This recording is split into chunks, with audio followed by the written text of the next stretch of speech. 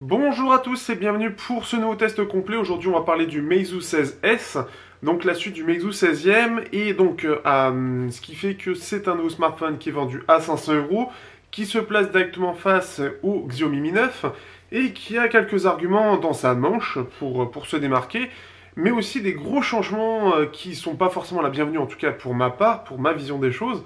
Et qui fait qu'il y a des choses qui me plaisent plus ou moins. Ça, je vous conseille de regarder directement du côté de la prise en main du Meizu 16S, que j'ai fait il y a quelques jours de ça.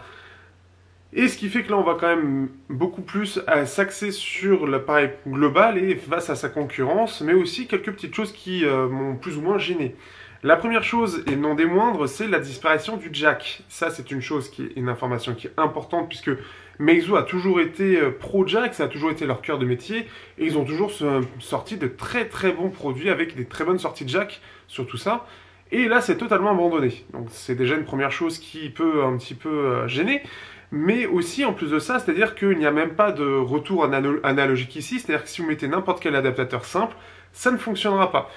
Pour cela, vous avez l'adaptateur qui est vendu avec le Meizu normalement. Alors, c'est-à-dire que dans la boîte, il n'y a pas d'adaptateur. Il faut l'acheter à part. Apparemment, c'est l'un des meilleurs DAC du marché qui est dedans, pour pas très cher. Mais il n'est pas encore disponible à l'international. Donc, il faudra en patienter encore un petit peu pour l'avoir. Et en attendant, vous avez toujours le iDeez Sonata HD, qui est un petit DAC USB-C, qui a un câble tressé, donc plutôt résistant. Il a même résisté à pas mal de choses. Donc, voilà, petit aparté. Mais sinon, on est donc sur du 828 Go pour 500 euros avec un écran de 6.2 pouces, pas d'encoche. On est toujours sur le même système, mais qui a été optimisé. Vous avez donc toujours de l'écran OLED en Full HD. Vous avez du 855, batterie de 3600 mAh, donc une amélioration de ce point de vue-là. Toujours une double caméra. Le Meizu 16 Pro qui commence à montrer le bout de son nez, donc qui a été annoncé, je crois, est avec une triple caméra, donc avec un grand angle aussi. Mais on reviendra sur cette petite partie-là. On a des modifications mineures en fait par rapport au Meizu 16e, mais ce qui fait que face à la concurrence, il est quand même très bien, et notamment au niveau du design, et ça, on le voit juste après le clip.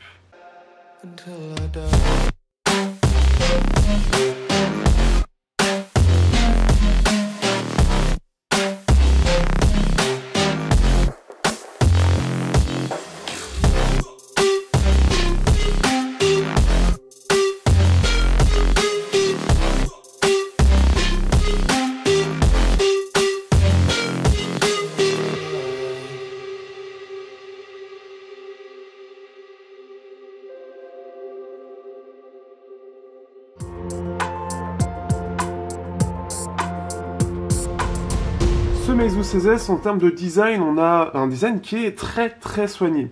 Alors déjà, première chose, et je sais que beaucoup s'en plaignent, on n'a pas de bord incurvé, donc on a des bords plats avec du 2,5D. Donc pour ceux qui veulent déjà ce type d'écran, vous allez déjà apprécier. On va faire le tour du propriétaire, donc on a la dalle de 6.2 pouces avec, donc c'est pas des encoches, mais des bords qui sont affinés par rapport au Meizu 16e. On a toujours la plus petite caméra ici, le haut-parleur du haut ici. Vous avez le haut-parleur en bas ici, l'USB-C, le port SIM avec le micro principal. Du côté droit, vous avez droit donc aux touches Power et Volume plus moins. Vous avez au-dessus rien du tout, juste le micro secondaire. À gauche, rien du tout non plus, c'est vierge. Au dos, vous avez là le logo Meizu qui est passé d'ici à ici en plein milieu avec le flash et son capteur laser, le flash Silhouette toujours particulier de chez Meizu qui fait un petit peu vraiment son identité. Et vous avez la double caméra, donc le 48 plus 20 mégapixels. Hop, on déverrouille, on s'en fout. Et ce qui fait que on va... alors je vais vous montrer un petit peu ce que vaut aussi le lecteur d'empreinte tant que j'y pense. Alors on est sur la deuxième génération de lecteur d'empreinte selon Meizu. Alors, vu la vitesse, ça a l'air de correspondre à du troisième génération parce que c'est très rapide. Donc, on est toujours sur le côté où il faut le réveiller et donc, voilà. Sinon, c'est pas comme le Meizu, hop, je vais arriver. C'est pas comme le Xiaomi Mi 9 qui, lui, détecte qu'on touche l'écran et va le réveiller. Ici, il faut que ça bouge comme le premier Meizu 16e. Donc là, il a décidé, voilà. Donc là, vous pouvez voir quand il réagit correctement, il réagit rapidement. Là, vous pouvez voir, c'est vraiment rapide. Et vous avez toujours, alors ça se voit pas trop, mais vous avez toujours en fait le petit logo une fois qu'il est réveillé, disant que vous pouvez déverrouiller. Là, comme c'est un thème bleu, forcément ça ne se voit pas, mais sinon vous l'avez bien et il réagit au quart du tour. Donc ça c'est toujours bien. Vous avez la reconnaissance faciale aussi qui est là, mais ça on en parlera après. Ce qui fait que donc on a toujours cet écran qui est bien plat en 6.2 pouces, très optimisé au niveau des bords. Alors un petit peu moins que le Meizu 16e, mais ça reste très fin. C'est assez joli. On a toujours par contre un petit cadre noir entre l'écran et le cadre extérieur. Donc ça c'est la petite chose un peu particulière, mais c'est souvent le cas sur les appareils qui sont en blanc. Après je pense que ça dépend du prix. Ça coûte peut-être plus cher de le faire disparaître. Ça reste assez fin, donc c'est pas dégueulasse non plus. Vous avez donc l'haut-parleur qui est un peu plus large d'ailleurs qu'avant, qui est assez joli, qui est très discret. Le cadre, lui, est cette fois-ci glossy. Pour le coup, je préférais celui du Meizu 16e qui était mat. Mais il est propre aussi. D'ailleurs, le tout est assez résistant. Vous avez la double caméra qui, elle, est passée sur le coin. Alors, personnellement, je préférais que ce soit au centre. Ça lui faisait son identité. Ici, ça fait un peu comme tout le monde. Ça passe quand même plutôt bien, mais on perd le côté symétrique. Surtout que Meizu a toujours voulu garder ce côté symétrique, puisqu'ils en parlaient justement pour la partie écran et se garder ce côté symétrique. Mais là, c'est plus symétrique. Donc ça, c'est un peu particulier, donc ce qui fait que c'est le plus présent. On a toujours ce côté particulier du flash ici, qui est 6 LED. On peut voir les 6 LED ici, pour donc illuminer, avec au centre le capteur central, qui est d'ailleurs un petit peu plus petit que le capteur, la cartouche ici. Donc c'est un petit peu particulier. Ça ressort pas trop, donc ce qui fait que bon, bah forcément, ça va bouger un peu, mais pas trop par rapport à d'autres smartphones. Que dire de plus ensuite au niveau du design? On a quand même le côté centré pour l'USB-C, c'est à peu près centré, c'est un petit peu quand même un petit peu en arrière. On a le côté incurvé au dos de l'appareil, ce qui fait qu'en prise en main d'ailleurs il est vraiment bien, il a vraiment une très bonne prise en main et on le tient vraiment bien en main. Je le préfère largement au OnePlus 7 par exemple ou au Xiaomi Mi 9 puisqu'on a en fait un côté plus large en fait pour la prise en main ici. La tranche en fait est un peu plus plate. Et le changement par rapport au dos est assez doux, donc ce qui fait que vraiment on le tient bien en main, et j'ai plus l'impression, j'ai une meilleure sécurité avec le Meizu 16S qu'avec les deux autres smartphones cités précédemment. Donc excellente prise en main, ça c'est toujours top. Autre chose aussi à noter, qui n'est pas forcément noté partout, mais normalement on peut voir en général sur cette gamme de prix à 500 €, on peut voir une partie plastique autour de l'écran, entre l'écran et la tranche, que ce soit au dos ou derrière. Par exemple, au Honor 20, c'était le cas dans les deux cas. Bon, c'était comment dire, symétrique, on va dire, on peut dire ça. Mais forcément, ça montre en fait que c'est des économies qui ont été faites dessus. Et plus c'est premium, et plus on peut les faire disparaître. Et ici, c'est aussi le côté qui est très fort, c'est que nous n'avons pas cette partie plastique noire, que ce soit devant ou derrière. C'est quelque chose qui fait que ça fait un design réellement premium, et réellement haut de gamme. Et ça, c'est une chose vraiment à noter, parce que c'est assez rare dans cette gamme de prix.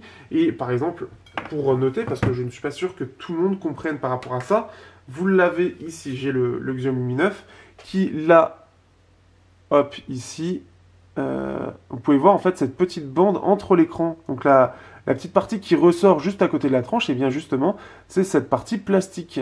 Et là, nous ne l'avons pas, donc ce qui fait que ça fait vraiment propre, et ça fait vraiment un design très très premium. Au-delà de ça, et en plus de ça, il est très léger, puisqu'il fait 160 grammes. C'est aujourd'hui quelque chose qui n'est pas forcément très présent. On sait que le Note 10 par exemple l'est aussi, mais ça commence à se faire rare les smartphones à 160 grammes, surtout avec 3600 mAh de batterie.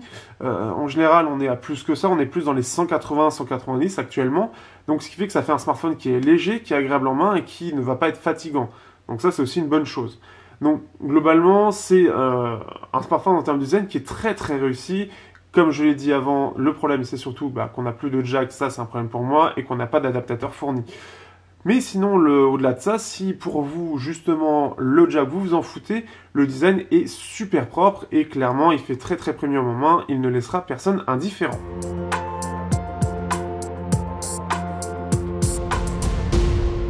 Pour la partie surcouche, on se retrouve ici avec du 628 Go de RAM, donc j'ai dit 8 mais c'est 628, Android 9 et donc avec du Flyme 7 en 7.2.3.0G, donc G pour justement le côté international. Ce qui fait que par contre il n'est pas très à jour, ils ont pris un peu de retard sur le développement de la ROM, et ce qui fait que par exemple le Meizu 16e lui est en 7.3, là on est en 7.2.3. Donc à voir si une mise à jour arrive rapidement, ce serait bien justement pour régler un petit souci, on en reparlera. Ce qui fait que la surcouche Flyme, c'est toujours une surcouche que j'ai appréciée de par sa fluidité, de par toujours son ergonomie, son côté un petit peu justement reprenant quelques codes d'Apple, quelques codes d'Android et des codes AE. Ce qui fait que, comme disaient certains tests, on ne voit pas du tout Android sur cette surcouche, mais ça reste fluide, c'est très agréable, c'est aussi joli à regarder, on a des belles icônes, etc. Donc globalement, c'est vraiment pas mal. Je vous montre quelques applications ici. Vous n'avez pas beaucoup d'applications, c'est aussi une chose qui est intéressante puisqu'on va avoir quelques outils. Donc la partie Flyme, calculatrice mise à jour. Donc la mise à jour, on peut le voir ici. Hop. On a donc l'outil migration d'un téléphone à l'autre. On peut donc la partie téléchargement, une petite boîte à outils, donc lampe de poche, miroir, boussole, niveau, règles, loupe aléatoire, donc les dés en aléatoire et les décibels. Donc par exemple, je parlais ici à 80 décibels. Vous avez ça, vous avez aussi donc forcément l'App Store Flyme qui ne sera pas forcément utile, vidéo, email, l'agenda, l'horloge, paramètres, galerie, thème, et ils ont ajouté ça depuis récemment, en fait, une petite application de news, donc qui peut être sympathique, mais par contre qui n'est pas du tout intégrée sur la gauche de l'appareil comme on l'a un peu partout. Ce serait quelque chose qui serait sympa à intégrer. Vous avez Android message par défaut, et alors ils ont supprimé aussi leur système d'application de gestionnaire de stockage par celle de Android File Go. Donc plus simple je pense, et d'ailleurs plus ça va en fait et plus ils suppriment des applications eux. Ils ont déjà supprimé leur application SMS pour Android Message et ils continuent un petit peu là-dessus. Android Go est un petit peu particulier parce qu'on ne s'attendait pas forcément à avoir Android Go, néanmoins c'est le cas à l'heure actuelle. Ensuite, donc on a des paramètres, on va parler un petit peu de la partie qui peut vous intéresser pour certains, qui va être la navigation. Il faut savoir qu'il propose 3 navigations, donc ça c'est une chose sympathique. On va avoir la navigation M-Back, donc c'est-à-dire qu'on effleure, on fait le retour. On appuie dessus, en fait, on va avoir un retour haptique, puisqu'ils ont un système un peu à la Apple avec un retour haptique et une vraie vibration, que je trouve un poil moins bien que le Meizu 16e, mais qui a une bonne vibration quand même, et donc ce qui fait qu'on va avoir l'impression d'appuyer sur un bouton, plus ou moins. Vous avez entre le petit bouton qu'il y a là, hop, vous faites ça, vous avez donc le multitâche, et vous pouvez changer d'app, alors hop, si je le fais bien, comme ceci. D'ailleurs, qui est un petit peu plus réactif que sur le Meizu 16e, donc c'est assez sympathique, mais c'est pas au niveau de ce que propose Apple, etc., où c'est vraiment en direct, alors que là, on attend de finir pour nous, hop, alors non, c'est ça, c'est, hop, voilà, comme ça. Donc, voilà, ça peut être des petites choses qui peuvent moins plaire. Vous avez geste, alors vous avez geste facile, donc faites glisser horizontalement, bas de l'écran, donc là, il nous montre un petit peu, donc ça permet de voir un petit peu ce qui est possible. Donc la partie simple, un peu comme ce qu'on retrouve sur Huawei ou sur du côté de Huawei ou Xiaomi. Et ici en fait on a un petit système qui reprend un petit peu le système où on fait ça, où on tient ça, ou hop. Si on fait un léger, si on fait un plus grand, alors si je le fais mal, enfin si je vous montre pas. Donc si on fait, hop, ici, on va aller là. Si on fait un petit léger, ça fait retour. Si on fait plus grand, ça permet de maintenir. Et si on fait comme ceci, on a ça. Vous avez aussi la possibilité de passer d'une app à une autre, que je retrouve comment par contre. Alors c'était, si je dis pas de bêtises, non, c'était, je sais plus. Il y avait un système, hop, pour pouvoir passer d'une app à une autre. C'est comme je dis jamais forcément, j'ai du mal à le montrer.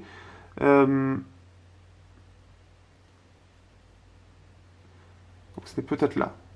Alors après, vous avez un côté un peu plus Apple avec, voilà, avec ce côté-là. Donc après, ce qui est bien, c'est qu'on a vraiment plusieurs choix, donc ça peut faire plaisir à certains. Et vous avez même les barres de navigation Android basique, mais qui, pour moi, en fait, vraiment pour moi, la vraie personnalité du M-Back. Et là, en fait, ce qui est intéressant, c'est qu'avec ce système geste plein écran, ça reprend un peu le système de M-Back, mais vraiment en plein écran. Donc après, à vous de voir ce que vous préférez. Moi, j'aime vraiment avoir ce côté bouton où on clique vraiment pour revenir, donc ça après c'est plus moi, c'est plus pour moi, mais c'est intéressant. Globalement après la surcouche en soi elle tourne très bien, elle est vraiment stable, elle est vraiment réactive, elle est jolie, enfin, voilà, elle a tout pour elle, elle est super fluide. En 90 Hz ça pourrait être une tuerie au passage d'ailleurs. Et la seule chose en fait c'est l'application photo où on sent que ça a été développé un peu plus à l'arrache, mais on en parlera à ce moment-là.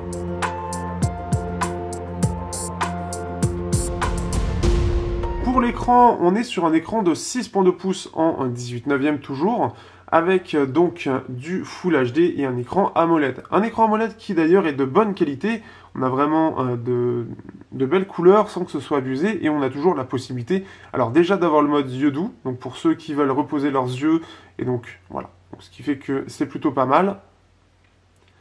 Et vous avez aussi, non c'est pas ça, c'est mode d'affichage. Donc vous avez l'adaptatif qui va choisir selon les besoins, etc. pour que vous le voyez le mieux possible. La partie photo, mais bon, c'est un peu abusé au niveau des couleurs, et on le voit sur le rouge, qui est un petit peu pétant. Dynamique qui est très pétant, donc on a vraiment le côté un peu AMOLED. Mais le standard, ce qui est bien, c'est qu'en mode standard, on a quand même des couleurs qui sont neutres, mais qui sont pas dégueulasses, qui font pas trop terne. Donc ça reste agréable. Donc ça, c'est une bonne chose. Ce qui a été noté par mes collègues, c'est que justement, il avait plutôt un bon écran. Donc là-dessus, c'est plutôt pas mal. Et on va remontrer aussi une dernière chose. On va, hop, luminosité automatique. Au minimum, ça va être très bas. Et au maximum, ça va être, on peut le voir, hein, à fond, c'est très lumineux.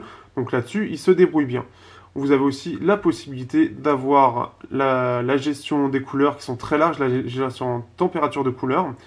Vous pouvez faire le Always On aussi au passage, donc ce qui va permettre, soit donc, vous l'éteignez, vous n'avez pas d'écran, soit vous pouvez avoir plusieurs styles qui est affiché. Donc on a quelque chose de plus ou moins classique selon, et donc qui va permettre de montrer les notifications, etc. Et qui va être très discret. Voilà un petit peu pour l'écran, donc un écran qui est vraiment de bonne qualité, qui est agréable à regarder. En plus de ça, avec des couleurs et des thèmes qui sont très agréables pour le téléphone.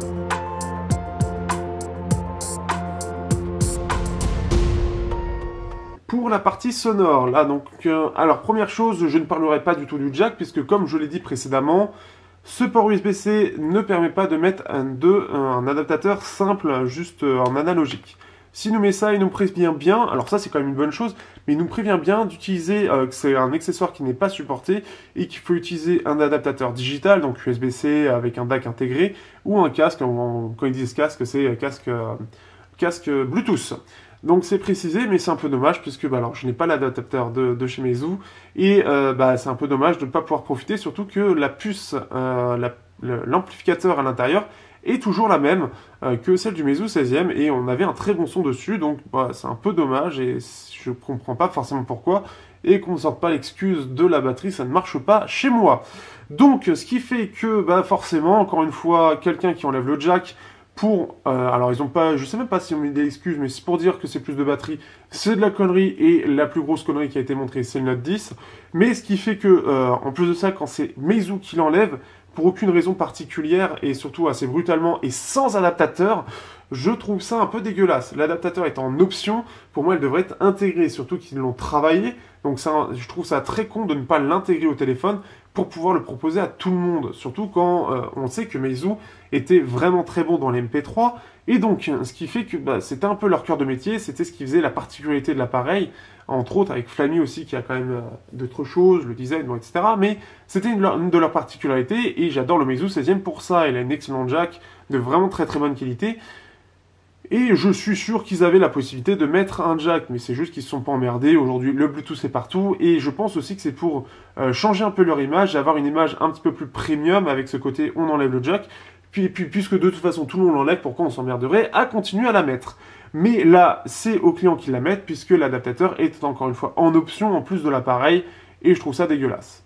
Bref, bon, c'est mon discours habituel, mais je tiens à le rappeler pour chaque téléphone qui le fait, surtout qu'on enlève ce putain d'adaptateur qui coûte vraiment pas grand chose, et surtout qu'on peut le mettre en analogique, alors qu'il y a, en plus de ça, et je le montre bien, il y a toujours l'amplificateur qui permet la qualité de l'appareil, qui est juste ici, le Cirrus Logic CS35L41, exactement comme ce que propose le Xiaomi Mi 9, qui lui n'a pas besoin d'un adaptateur USB-C, et qui propose un son relativement bon, et comme le Meizu 16e, qui est toujours très bon de ce point de vue-là, et qui a exactement le même amplificateur. Donc je trouve ça dégueulasse, c'est du foutage de gueule, comme d'habitude, et c'est vraiment pas cool de la part de Meizu, puisqu'en plus de ça, c'était l'un des derniers à tenir, même face à Samsung, et j'ai limite le soupçon qu'ils ont suivi ce que fait la gamme Galaxy Note, avec toutes les rumeurs qu'on a eues, et ils se sont dit, on va pas s'emmerder, on va faire la même chose, puisque Samsung abandonne, ça veut dire que c'est le bon moment aussi pour abandonner. Néanmoins, ils abandonnent aussi leurs utilisateurs qui utilisent le jack, et qui apprécient Meizu pour le jack. Donc, très mauvais point de la part de Meizu, de ce point de vue-là. Pour la partie haut-parleur, en plus de ça, je vais avoir des choses à redire, et une chose que je n'ai déjà dit dans la prise en main.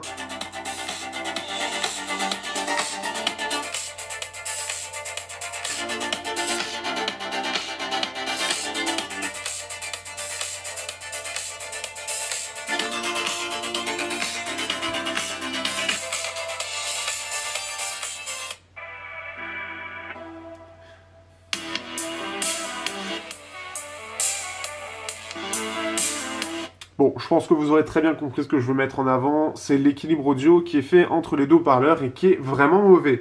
Il me rappelle un peu ce que proposait notamment le Huawei Mate 9, qui était un peu dans le même problème, avec un équilibre absolument dégueulasse, et ici c'est à peu près la même chose. Le Meizu 16e avait quelque chose de beaucoup mieux, puisque en fait là le problème c'est que le haut-parleur du bas est très bon. Il est vraiment très bon, il a une bonne puissance, il a des bonnes basses, et globalement il sort un son plutôt bien. Mais il va s'axer sur la partie basse et médium, et au médium on va dire au plus haut, mais très peu les aigus.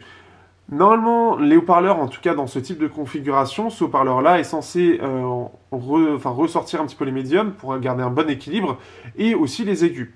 Ici, le problème, c'est que les médiums sont très entrés et les aigus sont pas si puissants que ça, ce qui fait qu'on a un vrai déséquilibre audio, et qu'on se retrouve vraiment avec un son qui, on entend, en gros, on entend 70% du son qui sort d'ici, et 30% au mieux sortant d'ici.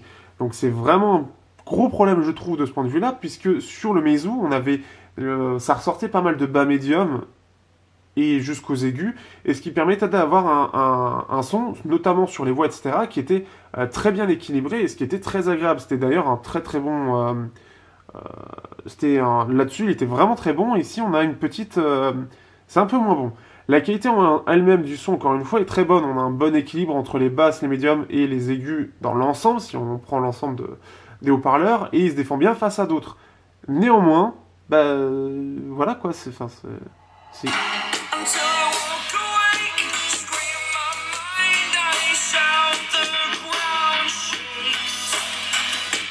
On a ça, alors on va aller chercher...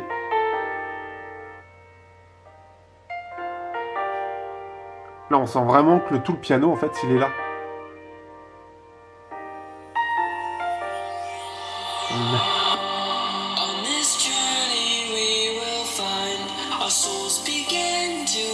Ouais, un peu plus loin.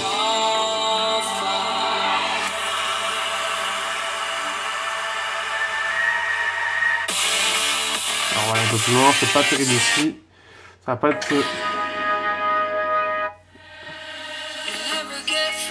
On entend vraiment tout là. On entend très peu là. En fait, on entend la voix ici, mais on sent vraiment qu'il y a un déséquilibre total. Bref, voilà un petit peu pour cette partie-là, ce qui fait que, un peu déçu de ce point de vue-là sur Meizu 16e, mais c'est ma plus grosse déception d'ailleurs. Et on passe à la partie photo.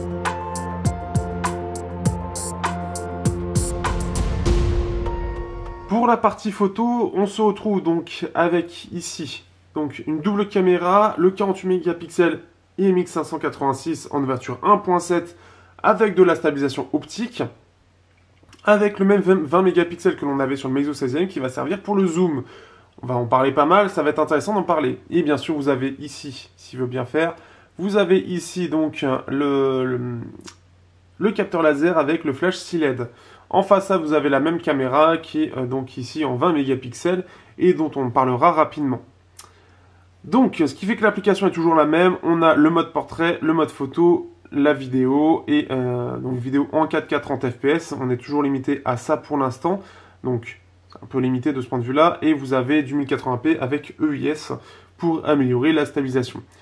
Vous avez un mode super nuit qui a été ajouté il n'y a pas longtemps, que l'on a aussi sur le Meizu 16e. Le mode ralenti qui, ici, va être en 120 fps. Donc, ça va être classique. C'est pas très très développé, on a un timelapse, le panorama, on a aussi donc de quoi avoir pour les QR codes, un mode pro où on peut accéder au mode 48 mégapixels, donc c'est que à cet endroit-là que l'on peut, et ça va permettre de gérer diverses choses. Et bien sûr, on a tous les paramètres ici pour le gérer. Donc c'est une application qui est simple mais qui est efficace. Vous avez aussi la possibilité de désactiver ici la reconnaissance de scène AI, le truc classique, mais on peut le désactiver ici, la gestion du filigrane. Voilà, vous avez cette possibilité-là. Maintenant, parlons des photos. Donc, ce qui fait que vous allez avoir normalement plein de photos qui vont apparaître. Alors, les photos, on va le dire clairement, donc, on peut avoir de très belles photos. Mais alors, de base, les photos, si on utilise par défaut, de base, sans rien faire de spécifique, en laissant tout par défaut, on va avoir des photos qui, en 12 mégapixels, sont plutôt bien détaillées. C'est vraiment pas mal, c'est assez net. Et je l'ai pas mal comparé, alors je l'ai comparé rapidement face au OnePlus 7 Pro, je l'ai pas mal comparé face au Honor View 20, et aussi au Meizu 16e. Donc on a à peu près le même rendu et le même traitement que le Meizu 16e, donc ce qui fait qu'on a des belles couleurs, etc. Mais il y a des choses qui diffèrent un petit peu. Alors dans les choses positives, on a, comme je l'ai dit, des belles couleurs, on a quelque chose d'assez fin, plutôt détaillé, avec globalement un rendu de scène qui est vraiment pas mal. Mais par défaut, on va avoir des couleurs avec le système activé, qui va être un peu plus bleu que la... Non, enfin un peu plus bleu, un peu plus... je vais y arriver. Un peu plus saturé que la normale, voilà, j'y arrive, pardon. Vous avez aussi le fait que il y a, par rapport au Meizu 16e, mais ça c'est plus étonnant, beaucoup plus de contraste, donc ce qui fait que ça donne un peu un côté effet waouh, comme ce que propose notamment le OnePlus 7 Pro et aussi le Pixel 3, qui sont dans le même délire où ils surcontrastent pour avoir donc une meilleure qualité en fait, tout simplement, enfin une meilleure qualité, un meilleur rendu qui va être plus vendeur, plus flatteur. Et ce qui fait que bon, on peut plus ou moins apprécier. Par contre, dans les choses, donc c'est ce qui fait que voilà, ça va être une des premières choses, c'est que ça aura tendance à surcontraster.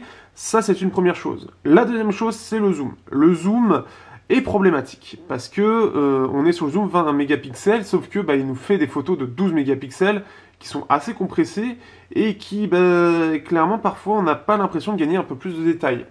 Et ça a été noté par notamment les numériques qui a vu aussi cette erreur un peu particulière, comme si en fait le 20 mégapixels n'était pas vraiment fait en téléphoto, en temps de millimètre, là, enfin en gros par défaut en fait il est à la même place que le 48 mégapixels et il ne fait pas du tout de x2 en fait, c'est-à-dire que c'est un x2 numérique en interne et c'est pas terrible quoi, parce que justement le problème c'est que on n'est pas sur un vrai 20 mégapixels x2, mais plus un espèce de 12 mégapixels en x2 par rapport aux 20 mégapixels. C'est un peu particulier et c'est vraiment dommage.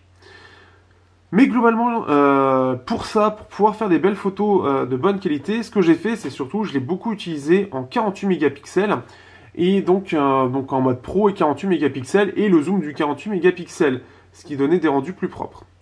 Alors, on a aussi une dynamique qui parfois, sur les forts dynamiques, clairement va être en dessous de ce que propose le Honor View 20, qui pour le coup a une excellente dynamique, donc ça fait qu'on est sur une bonne dynamique, mais on peut faire mieux. Il y a ça, on peut voir aussi au niveau du post-traitement sur certains endroits, par exemple, il y a quand vous regarderez dans l'album photo, il y a en plein jour une photo du bâtiment Eiffage, le bâtiment blanc que j'ai l'habitude de prendre, et en fait autour des antennes on voit le travail du post-traitement qui est un peu visible quand on zoome beaucoup. Et le zoom lui par contre, lui il est pas très efficace dessus.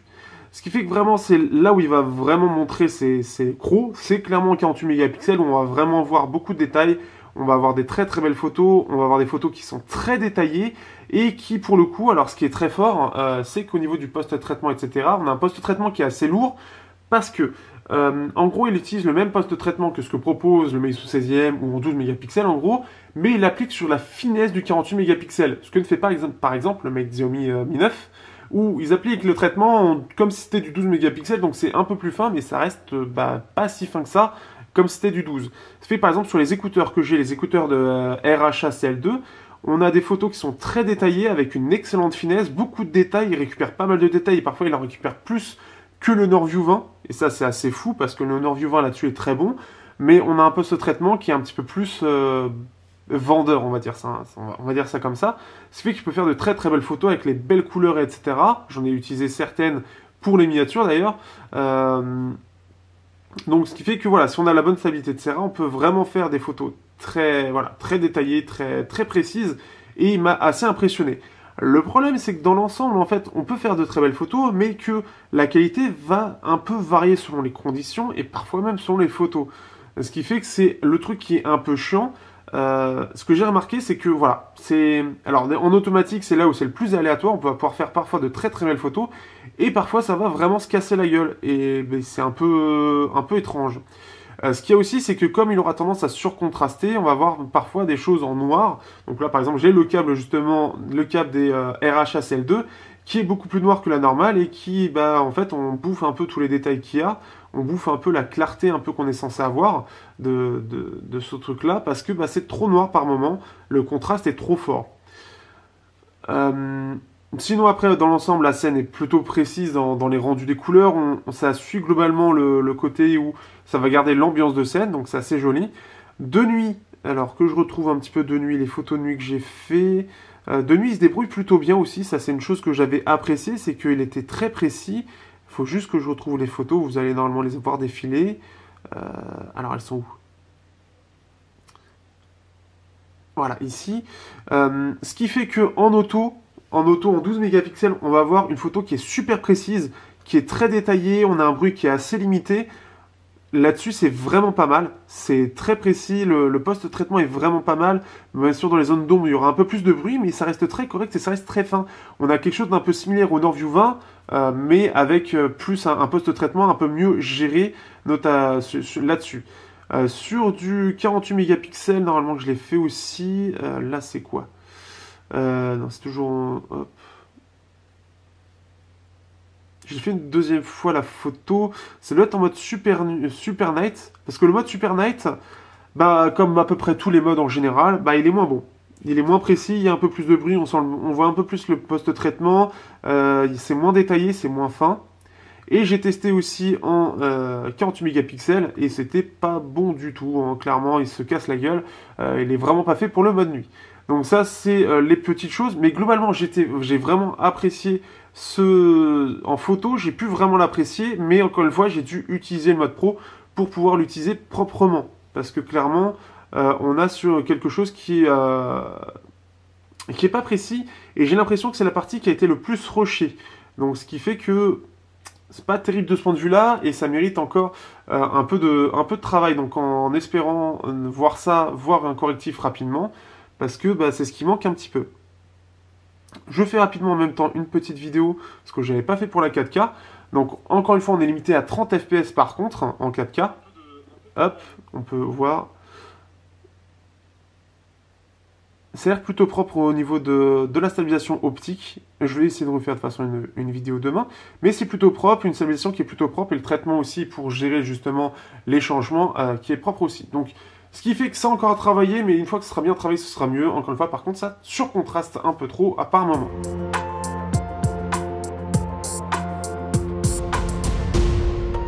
Au niveau de l'autonomie, on a droit à une batterie de 3600 mAh. Ce qui fait que c'est plutôt pas mal et c'est une bonne évolution par rapport à ce qu'on retrouve sur le Meizu 16e.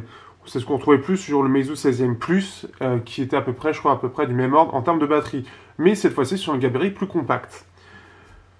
Ce qui fait que l'autonomie est améliorée, bien évidemment, mais pas autant que ce que j'aurais cru. Ici, on va plus être sur aux alentours des 7h30 écran allumé, au mieux, en 4G.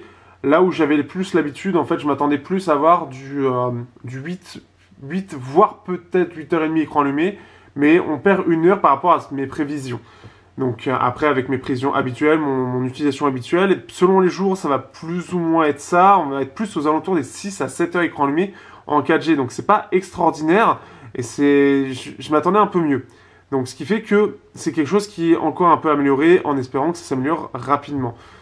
Mais en fait, en Wi-Fi, on va plus attendre les 9 heures, donc là c'est un peu plus normal, mais c'est vraiment en 4G où j'attends un petit peu des évolutions. Ici, par exemple, j'ai fait 2h20 et 54%, et on peut voir l'utilisation qui est assez classique, du Telegram 10 heures, et après ça va être du Twitter, ce genre de choses qui ne consomment pas énormément. Et clairement, là où je fais avec, par exemple, bon, donc, le Honor Vivant qui est excellent de ce point de vue-là, mais on va être sur les facile 8 à 10 heures écran allumé en 4G avec du jeu, etc., en étant large. Bah là on est vraiment sur du 6-7 heures, donc c'est vraiment quelque chose qui est amélioré, parce que par exemple le Xiaomi Mi 9 va faire à peu près la même chose, mais avec du 3400 mAh, donc un peu moins. Et Meizu normalement est plutôt bon de ce point de vue là, ça manque un petit peu, donc en espérant que ça s'améliore sur la prochaine mise à jour qui, je l'espère, arrivera rapidement.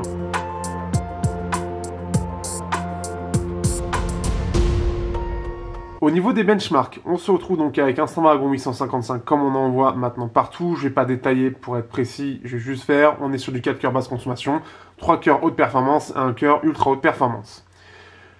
On fait du 3500 en simple cœur, 10800 en multicœur, ce qui est tout à fait logique, donc ce qui fait qu'on est comme tous les autres en fait, hein, on a une qualité en tout cas similaire, donc il n'y a rien de spécial par rapport à ça, 6 Go de RAM aussi, donc ce fait qu'il est bon, mais bon bah il est comme tous les autres, donc il n'y a rien de spécial de ce point de vue là, on va pas s'étendre vraiment dessus. Sur Simple Photo Benchmark, on se retrouve donc avec les 15 minutes ici que j'ai dû refaire 2 fois. Et donc en fait on se retrouve avec quelque chose de différent. Là où le Meizu 16e était très lisse et perdait 5 à 10% en termes de performance, ici on perd jusqu'à 18% avec beaucoup de... bah c'est pas lissé du tout en fait justement et on fait beaucoup de hauts et de bas. Et on peut voir que ça peut descendre jusqu'à 70% et ça remonte très vite, donc ce qui fait que ça fait une moyenne environ voilà, ça fait 18%. Donc ce qui fait que là, on est sur quelque chose qui est un petit peu moins bien optimisé. Pareil, on attend la ROM finale, il faudra voir, parce que là, ça semble aussi pour le coup, ça ressemble pas du tout à du Meizu quand on voit ça. Et le fait qu'on perde un peu en performance, ça semble surtout être le dernier cœur, le cœur ultra de très grande performance qui s'active et se désactive continuellement. Sur GFX Benchmark, on se retrouve donc avec un score de 3h10 pour 2800 frames. Donc là, on peut voir, on commence à 3300, on descend à 2800 et ça se stabilise. Ainsi que donc l'autonomie ici, donc 292 minutes. Si on compare, alors on va prendre le OnePlus 7 qui semble être le plus up ici. OnePlus 5, forcément, on a le OnePlus 5. Attends, on n'a pas le OnePlus 7, sérieux? Ça, c'est le genre de truc débile qui manque, c'est qu'on n'a pas tout. Voilà, de toute façon, on n'a qu'à l'iPhone 8, donc ce qui fait qu'on n'a pas tout, donc ça va être chiant de ce point de vue-là. Mais en gros, il faut savoir que pour certains, on passe à un peu plus de 3000 frames. Par rapport au OnePlus 7, normalement, c'est 3000. Par contre, j'ai pas tout en détail par rapport à ça. Mais ce qui fait qu'on a un bon score. On retrouve à peu près le score du Snapdragon 845. Et on est un petit peu aux alentours aussi du 855. Donc, il n'y a pas grande différence là-dessus. C'est plutôt bon. Pour l'autonomie, forcément, on va faire avec ce qu'on a. J'aime bien quand c'est à jour. Alors, ce qui fait que 192, ça correspond ici, donc, Mi 5, Meizu Pro 6, c'est pas très performant. Ouais, mais en même temps, on n'a rien, quoi. Sérieux, c'est relou. Ce qui fait qu'on est plutôt bon. Il y en a qui sont bien pires de ce point de vue-là, mais comme on les a pas, ça va être compliqué d'en parler. Mais en gros, ça se défend bien. On peut voir qu'on va un peu plus que l'iPhone X, mais bon, depuis le XS, pardon. Après, on a que des trucs qu'on connaît même plus et dont tout le monde se fout. Le S9, non, peut-être le S9. Est-ce qu'il y a le S9? Ok, il y a juste le S9 normal. Je ne sais pas. S9, 245 minutes, mais c'est un petit peu plus limité normalement. Le S9 Plus, ici, 172 minutes. Donc ici, ce qui fait qu'on... Ouais, voilà, donc c'est limité, surtout que c'est en 2K, donc ça fait du 1600, donc ce sera un peu compliqué de comparer. Donc ouais, donc ça va être chiant, mais bon, en gros, il se défend bien.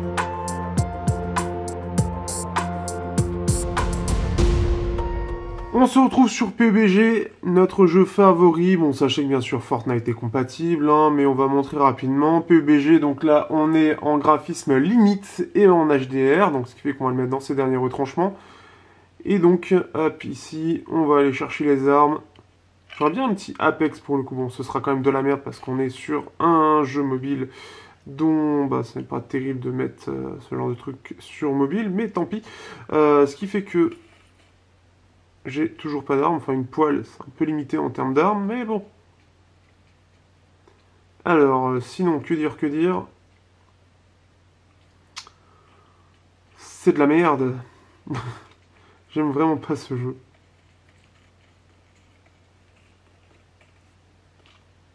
Allez.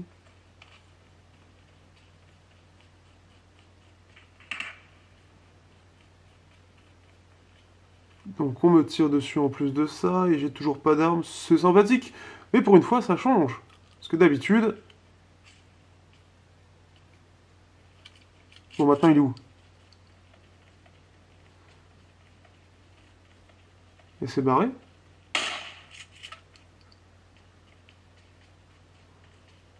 Bon bah apparemment il s'est barré le monsieur qui me tirait dessus. Tempi. Ça aurait pu être marrant, j'aurais pu faire ça en 1 minute. Bon, ce qui fait que le téléphone commence à être un peu chaud à gauche. Bon, je le ressens, hein. Surtout que bon, j'ai fait le benchmark CPU juste avant, donc il était encore un petit peu tiède. Et puis bah, sinon, on est toujours sur Farming, enfin sur Marching Simulator 2019. J'apprécie toujours autant courir partout pour s'armer et pour montrer un gameplay chiant.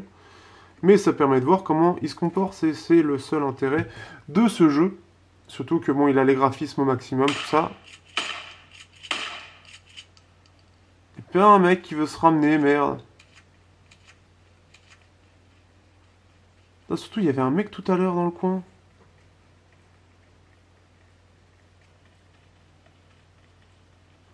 Allez, montre-toi.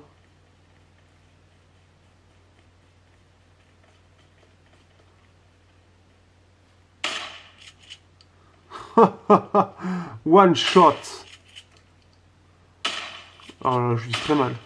Ah bah c'est... Votre coéquipier? Comment ça, votre coéquipier? C'est moi qui l'ai buté.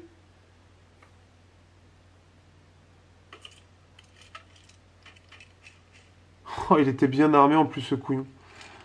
Eh ben, il est nul, hein. Bon bah voilà, c'était magique.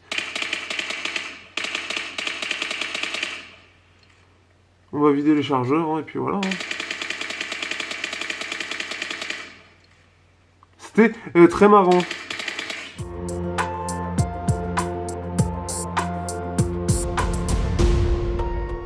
Alors, que penser de ce smartphone? Donc, on a un smartphone qui est sans jack aujourd'hui, donc chose que je trouve problématique, et je préfère le Meizu 16e pour ça, entre autres. On a toujours le retour haptique qui est un poil moins bon que le Meizu 16e, mais il reste très bon. Les 48 mégapixels, mais pour ça, il faut utiliser le mode pro pour réellement pouvoir l'utiliser à ses pleines capacités, et je préfère le zoom x2 des 48 mégapixels en mode pro plutôt que le zoom x2 du capteur dédié, parce que là, clairement, ça fait plus artificiel et c'est assez étrange. Je préfère ce côté un petit peu symétrique comme ceci. Ce qui est dommage, c'est de ne pas l'avoir gardé au dos, mais c'est peut-être un problème de batterie. Le double parleur, lui, bah, il est perfectible, et c'est un peu étrange parce qu'il est plus perfectible que le Meizu 16e, donc ça fait un petit retour en arrière. Personnellement, moi, par rapport au Meizu 16e, surtout que j'utilise très régulièrement, c'est parfois pas mon principal, enfin parfois ça l'est, selon mes tests, selon ce que j'utilise, etc. Le Meizu 16e, en gros, bah, il est mieux sur le côté double parleur, il a le jack, il est un petit peu plus à jour puisque bon, il est sur Android 8, mais sur la version Flyme 7.3. Bon, c'est un petit détail. Je préfère son côté mat aussi au niveau des tranches et le côté symétrique au dos. C'est ce genre de choses. Mais je trouve qu'en fait, par rapport au Meizu 16e, c'est une légère évolution et sur certains points, c'est équivalent et sur certains points, on a une petite régression. Pour ceux qui recherchent un smartphone qui est design, parce que clairement le côté design, l'ensemble de l'appareil, même le reflet qu'il y a sur ce Meizu sont super quali, sont vraiment premium. Il n'y a aucun équivalent à 500 € à ce prix-là, mais réellement aucun. Le fait que, donc, si vous en foutez du jack, eh bien, bon, c'est tant mieux pour vous, ce qui fait que ça pourra vous aller. Avec un Flyme, donc c'est une surcouche qui est super légère et qui est ultra efficace, même si le suivi est naze. Faut le dire, il est naze. Et vu tout ce qui s'est barré chez Oppo, pour l'instant, c'est pas sûr que ça s'améliore tout de suite. Clairement pas, et on le sent puisqu'il n'est qu'en 7.2.3 au lieu d'être en 7.3 sur Flyme, et Flyme 8 se fait désirer. Ce qui fait que bon, on verra bientôt comment ça va gérer, mais bon, on l'attend. Mais au moins la ROM est ultra stable, donc ce qui fait que niveau bug, etc., c'est top. S'il y en a, par contre, il faudra patienter, et notamment bah, ce que je disais pour la partie photo. On sent clairement que ça manque un petit peu d'optimisation, on sent que ça a été fait un peu plus à l'arrache. Mais bah, y a des mises à jour qui sont rares, mais ça existe. Et il faudrait peut-être attendre longtemps pour ça, par contre. Ça va être chiant, mais au moins le mode pro sauve tout. Que dire sinon? Après l'appareil, donc dans l'ensemble, voilà, il est super bien fini. On a un putain d'écran qui n'est pas incurvé, et je sais que pour certains, c'est un argument. Le fait que ce soit pas incurvé, ça a l'air con, mais c'est un argument. Le fait que bon, le double parleur est un petit peu en retrait, mais on a un son qui est super, super propre quand même dans l'ensemble. C'est un smartphone qui est très réussi. L'autonomie aussi, ça devrait être meilleur. Et il est appréciable, clairement, si je le compare face au OnePlus 7 ou au Xiaomi Mi 9.